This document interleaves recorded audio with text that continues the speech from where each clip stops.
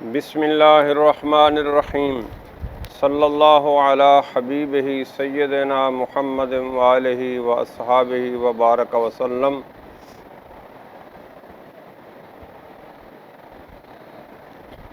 مسجد کے اوپر سے گزرتے وقت کی نماز کا باب، یعنی ایک بندہ مسجد کے اندر سے گزرے تو وہ کون سی نماز پڑھے، اس کا باب۔ یہ عنوان باندھ کر امام نسائی 732 نمبر حدیث لائے ہیں، جس کے راوی حضرت ابن ابی ہلال رضی اللہ عنہ ہیں۔ کہتے ہیں مجھے مروان بن عثمان نے بتایا کہ عبید بن حنین انہوں نے انہیں خبر دی حضرت سعید بن معلی رضی اللہ عنہ سے۔ کہتے ہیں کننا نغدو الی السوق الی عہد رسول اللہ صلی اللہ علیہ وسلم، ہم نبی کریم صلی اللہ علیہ وسلم کے زمانے میں صبح کے وقت بازار جاتے تھے۔ فنمر علی المسجد فنصلی فیہ، ہم مسجد سے گزرتے تھے تو اس میں نماز پڑھ لیتے تھے۔ تو یہ مسجد نبوی شریف کا ذکر ہے، جہاں آج باب جبرائیل ہے۔ باب جبرائیل سے آگے اب تو وہ جگہ مسجد نبوی میں شامل ہو گئی ہے۔ نبی کریم صلی اللہ علیہ وسلم کے زمانے میں یہاں سے آگے جنت البقیع تک جو حصہ ہے مسجد نبوی کا، یہ سارا مدینہ منورہ کا مین بازار تھا۔ نبی کریم صلی اللہ علیہ وسلم کے زمانے میں یہ جگہ بازار تھی۔ تو صحابہ کرام میں سے کچھ لوگ سبزی فروش تھے، کچھ پھل فروش تھے، کچھ دیگر اجناس کے کاروبار کرتے تھے، تجارت کرتے تھے۔ تو وہ پھر کئیوں کی رہائشیں دوسری سائڈ پہ تھیں، تو وہ جب آتے تو مقصد ان کا بازار آنے کا ہوتا، لیکن بیچ میں راستے میں مسجد نبوی پڑتی تھی، تو وہ مسجد نبوی سے گزرتے، لیکن مسجد نبوی میں پہلے 2 رکعت نماز نفل ادا کرتے اور پھر بازار میں جا کر اپنے ضرورت کی اشیاء خریدتے۔ تو یہ عنوان باندھا ہے امام نسائی نے۔ اس کا مطلب یہ ہے کہ جب بھی آپ کسی مسجد سے گزریں تو پہلی بات تو یہ ہے کہ مسجد کو گزرگاہ نہیں بنانا چاہیے، مکروہ ہے۔ لیکن اگر ضرورتاً مسجد سے گزرنا پڑے تو پھر وہاں باوضو داخل ہوں اور کچھ دیر کے لیے وہاں بیٹھیں، 2 رکعت کم از کم نماز نفل پڑھیں، پھر نکلیں۔ تو یہ استحباب ہے۔ مسجد کو راستہ بنانا تو بالکل ہی مکروہ ہے، جیسے یہ ہمارے ہاں کئی لوگوں نے راستہ بنایا ہوا ہے، تو یہ مکروہ تنزیہ ہے، یہ نامناسب ہے۔ مناسب تو یہ ہے کہ مسجد میں آیا جائے، پھر نماز بھی پڑھی جائے، یا ذکر و فکر کیا جائے، یا تلاوت کی جائے، یا کوئی پڑھایا جائے۔ صرف گزرنے کے لیے مسجد کا استعمال یہ مناسب نہیں ہے۔ تو یہ اسی چیز کو بیان کر رہی حدیث کہ ہم صبح کے وقت بازار آتے تھے نبی کریم صلی اللہ علیہ وسلم کے زمانے میں، اور ہم مسجد سے گزرتے تھے تو ہم مسجد میں نماز پڑھ لیتے تھے۔ آگے چلیں۔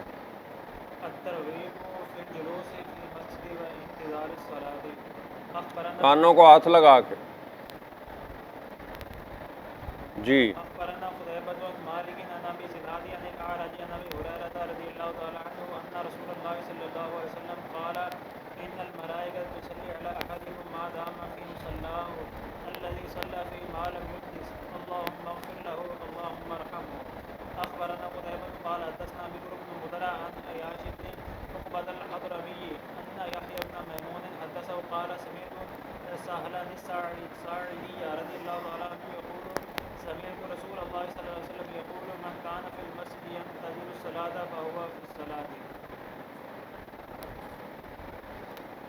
الترغیب فی الجلوس فی المسجد و انتظار الصلاۃ، مسجد میں بیٹھنے اور بیٹھ کر نماز باجماعت پڑھنے کے انتظار کا باب، یعنی جماعت سے بندہ پہلے آئے، مسجد میں سنتیں پڑھے، نوافل پڑھے، ذکر و فکر کرے اور باجماعت نماز پڑھنے کا انتظار کرے، اور جب جماعت کھڑی ہو تو پھر باجماعت نماز پڑھے۔ اس کا ثواب بیان کرنے کے لیے امام نسائی یہاں حدیث نمبر 733 اور 734 نمبر حدیث لائے۔ تو یہ دو حدیثیں لائے ہیں اس بات کا ثواب بیان کرنے کے لیے کہ جو بندہ مسجد میں انتظار کرتا ہے باجماعت نماز پڑھنے کا، ایک ہے نا لوگ بر وقت آتے ہیں، جماعت کھڑی ہونے کے ہی وقت آتے ہیں، بس ادھر اقامت شروع ہوتی ہے، ادھر وہ مسجد میں داخل ہو رہے ہوتے ہیں اور آتے ہی باجماعت نماز پڑھ لیتے ہیں، مسجد میں جماعت میں شامل ہونے کا انتظار نہیں کرتے۔ ایک وہ ہیں جو اذان ہوتے ہی مسجد میں آ جاتے ہیں، سنتیں پڑھتے ہیں، نوافل پڑھتے ہیں، ذکر و فکر کرتے رہتے ہیں، اور جو 15-20 منٹ ہوتے ہیں وہ انتظار کرتے ہیں کہ جماعت ہوگی تو ہم باجماعت نماز پڑھیں گے۔ یہ ان کا ثواب ہے۔ ان کا ثواب بیان کرنے کے لیے امام نسائی 733 نمبر حدیث لائے، جس کے راوی حضرت ابو ہریرہ رضی اللہ عنہ ہیں۔ حضرت ابو ہریرہ سے مروی ہے، نبی کریم صلی اللہ علیہ وسلم نے فرمایا ان الملائکۃ تصلی علی احدکم ما دام فی مصلاہ الذی صلی فیہ ما لم یحدث، بے شک فرشتے تم میں سے ہر اس بندے کے لیے دعائے مغفرت یا بلندی درجات کی دعا کرتے رہتے ہیں جب تک وہ بندہ اپنی جائے نماز میں بیٹھا رہتا ہے جس میں اس نے نماز پڑھی ہو، بشرطے کہ وہ نماز پڑھنے کے بعد کسی سے کوئی بات نہ کرے۔ فرشتوں کی دعا کے کلمات کیا ہوتے ہیں؟ وہ کہتے ہیں اللہم اغفر لہو، اے اللہ اس بندے کی بخشش کر دے، اللہم ارحمہ، اے اللہ اس بندے پہ رحمت فرما۔ تو اس کا مطلب بندہ مسجد میں آئے، اذان ہوتے ہی مصلاہ الذی صلی فیہ، اس جگہ پہ بیٹھ جائے جس جگہ میں اس نے نماز پڑھی، یعنی آئے اذان کے بعد سنتیں پڑھے اور خاموشی سے کسی سے بات کیے بغیر، کوئی دنیا داری کا شغل کیے بغیر خاموشی سے ذکر و فکر میں مبتلا رہے اور انتظار کرے مسجد میں باجماعت نماز پڑھنے کا۔ تو جتنی دیر وہ اپنی جائے نماز یعنی نماز پڑھنے کی جگہ پہ بندہ بیٹھا رہتا ہے اور کسی سے دنیا کی کوئی بات نہیں کرتا، ذکر و فکر میں مصروف اور مبتلا رہتا ہے، تو فرشتے اس کے لیے دعائے مغفرت اور دعائے رحمت کرتے رہتے ہیں۔ اور اس حدیث کے مصداق وہ لوگ بھی ہیں جو نماز فرض ادا کر لینے کے بعد، فرض ادا کر لیے تو وہ بھی تو جائے نماز ہو گئی، جہاں فرض ادا کیے وہیں پہ وہ بیٹھے رہتے ہیں، فرضوں کے بعد کی سنتیں نوافل پڑھنے کے بعد، نماز مکمل پڑھنے کے بعد وہ کسی سے بات نہیں کرتے، کوئی دنیا کا کام نہیں کرتے، وہ اب ادھر ہی اپنی جائے نماز پہ بیٹھ کے کچھ دیر کے لیے ذکر و فکر کرتے ہیں، اپنے وظائف کرتے ہیں، قرآن پاک کی تلاوت کرتے ہیں۔ تو جتنی دیر وہ نماز کے بعد اپنی جائے نماز میں بیٹھے رہتے ہیں اتنی دیر اللہ کی رحمت کے فرشتے ان کے لیے دعائے رحمت بھی کرتے رہتے ہیں اور دعائے مغفرت بھی کرتے رہتے ہیں۔ اسی طرح اگلی حدیث بھی اسی حوالے سے ہے، جس کے راوی حضرت سال بن ساعدی رضی اللہ عنہ ہیں، کہتے ہیں میں نے رسول اللہ صلی اللہ علیہ وسلم کو فرماتے ہوئے سنا، من کان فی المسجد ینتظر الصلاۃ فہو فی الصلاۃ، جو بندہ مسجد میں بیٹھ کر نماز با جماعت پڑھنے کا انتظار کرتا ہے تو وہ نماز میں ہی ہوتا ہے۔ یعنی بندہ مسجد میں آیا، ابھی جماعت میں ٹائم ہے، وہ جماعت کا انتظار کرتا ہے، تو اس کا وہاں بیٹھنا، حالانکہ وہ نماز نہیں پڑھ رہا، اس کا وہاں بیٹھنا گویا نماز میں مصروف ہونا ہے، اس کو وہاں بیٹھے بیٹھے ہی نماز کا ثواب ملتا رہتا ہے۔ بات سمجھ آ گئی ہے؟ اگر وہ 2 رکعت نماز پہ جتنا وقت لگتا ہے اتنے وقت کے لیے وہ بیٹھا رہا انتظار میں تو 2 رکعت کا ثواب ملے گا، اگر 4 رکعت جتنا وقت بیٹھا رہا تو اسے 4 رکعت کا ثواب ملے گا، اسی طرح آگے 6 کا 8 کا، جب تک جماعت کھڑی نہیں ہو جاتی تب تک وہ نماز میں ہی مصروف شمار کیا جائے گا کہ وہ نماز پہ نماز، نفل پہ نفل پڑھی جا رہا ہے۔ بات سمجھ آ گئی ہے؟ آگے چلیں۔ ذکر نہی نبی صلی اللہ علیہ وسلم عنہ، اونٹوں کے باڑے میں نماز پڑھنے سے منع کیے جانے کا باب، یعنی اونٹوں کے باڑے میں نماز پڑھنا منع ہے، نبی کریم صلی اللہ علیہ وسلم نے منع فرمایا ہے۔ اس عنوان کو بیان کرنے کے لیے امام نسائی شریف کی یہ حدیث نمبر 735 لائے، جس کے راوی حضرت عبداللہ بن مغفل رضی اللہ عنہ ہیں، کہتے ہیں نبی کریم صلی اللہ علیہ وسلم نے اونٹوں کے باڑے میں نماز پڑھنے سے منع فرمایا۔ وجہ یہ ہے کہ اونٹ ایک طاقتور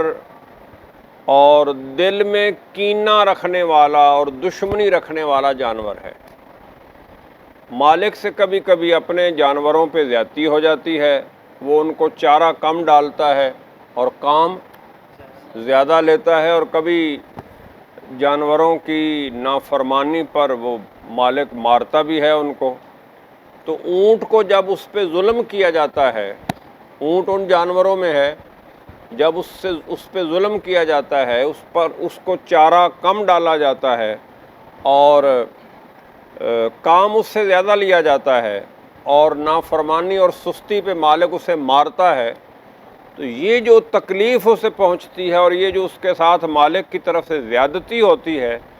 یہ وہ بسا اوقات اپنے دل میں رکھ لیتا ہے، وہ دشمنی اس کے ذہن میں بھر جاتی ہے، اور وہ اس تاڑ میں ہوتا ہے کہ جب کبھی مجھے موقع ملا میں اس کو کچے چبا جاؤں گا۔ تو نبی کریم صلی اللہ علیہ وسلم اس چیز کو جانتے تھے، لہذا آپ نے اونٹوں کے باڑے میں نماز پڑھنے سے منع فرما دیا کہ کہیں ایسا نہ ہو کہ مالک سے اونٹ پر کوئی زیادتی ہو گئی ہو اور اونٹ اس کے خلاف ہو چکا ہو، بندہ نماز پڑھ رہا ہو بے دھیانی میں، سجدے میں جائے، تشہد میں جائے، قیام میں کھڑا ہو اور اونٹ پکڑ کے گردن دبا دے، اوپر چڑھ کے بیٹھ جائے۔ اونٹ اپنے پاؤں کے نیچے دباتا ہے اپنے مالک کو یا اپنے اس بندے کو جس کے ساتھ اس کی مخالفت ہوتی ہے، اپنے گھٹنوں کے نیچے دبا کے گردن اپنے دانتوں سے چبا دیتا ہے۔ تو یہ منظر میں نے 2-3 دفعہ دیکھا ہے۔ تو دیکھیں آپ صلی اللہ علیہ وسلم کمال حکمت سے اونٹوں کے باڑے میں بندے کی جان کو بچانے کے لیے اور اونٹوں کے رکھوالے کی جان کی حفاظت کے لیے آپ نے وہاں نماز پڑھنے سے منع فرما دیا کہ نماز میں بندہ اللہ کی طرف متوجہ ہوتا ہے، اسے دائیں بائیں کا پتہ نہیں ہوتا، تو پیچھے سے آ کے اونٹ حملہ کر دے اور حملہ کر کے جناب وہ نقصان کر دے، اس لیے آپ صلی اللہ علیہ وسلم نے اونٹوں کے باڑے میں نماز پڑھنے سے منع فرمایا۔ دوسری وجہ بھی ہو سکتی ہے کہ اونٹوں کا باڑا وہ ناپاک ہے، وہاں پیشاب ہوتا ہے، وہاں مینگنیاں ہوتی ہیں، وہ بھی ایک وجہ ہے، لیکن وہ وجہ اس اعتبار سے ہے کہ ناپاک جگہ میں حضور نے منع فرمایا۔ لیکن بعض اوقات کیا کرتے ہیں ہمارے باڑے والے، بھیڑ بکریوں والے اور اونٹوں والے، وہ بھیڑ بکریوں کے باڑے میں تھوڑی سی اونچی جگہ جہاں جانور نہیں جاتے، جہاں جانوروں کا پیشاب اور گوبر نہیں جاتا، وہ اونچی جگہ تھڑا بنا دیتے ہیں، وہاں اپنی چارپائی رکھ دی، بیٹھ گئے، نماز پڑھ لی۔ تو بھیڑ بکریوں میں، گاؤں بھینسوں میں تو یہ جائز ہے، یعنی باڑے کے اندر آپ نے اگر ایک الگ جگہ، ایک سیپریٹ جگہ نماز کے لیے بنا دی ہے تو وہاں نماز پڑھنا جائز ہے، لیکن اونٹوں کے باڑے میں اس طرح اگر آپ نے کیا تو جائز نہیں ہے، کیونکہ اونٹ کا قد اونچا ہوتا ہے، آپ تھڑا بنائیں گے وہ تھڑے کے اوپر چڑھ جائے گا، ٹھیک ہے۔ اس لیے ہاں، چار دیواری اتنی اونچی کر دیں، اگر باڑے کے اندر جگہ بنانی ہے آرام کے لیے، نماز کے لیے، تو پھر اس کو علیحدہ بنا دیں، بظاہر اندر ہو لیکن علیحدہ ہو، اور اتنی چار دیواری اونچی ہو کہ اونٹ اندر داخل نہ ہو سکے، پھر جائے گا۔ ویسے تھوڑا سا اونچا تھڑا بنا کے نماز پڑھنے سے نبی کریم صلی اللہ علیہ وسلم نے منع فرما دی۔ ایک تو خطرہ ہے کہ یہ دشمنی کا اظہار نہ کر لے، اور دوسرا ہے کہ وہ جگہ عام طور پہ ناپاک بھی ہوتی ہے۔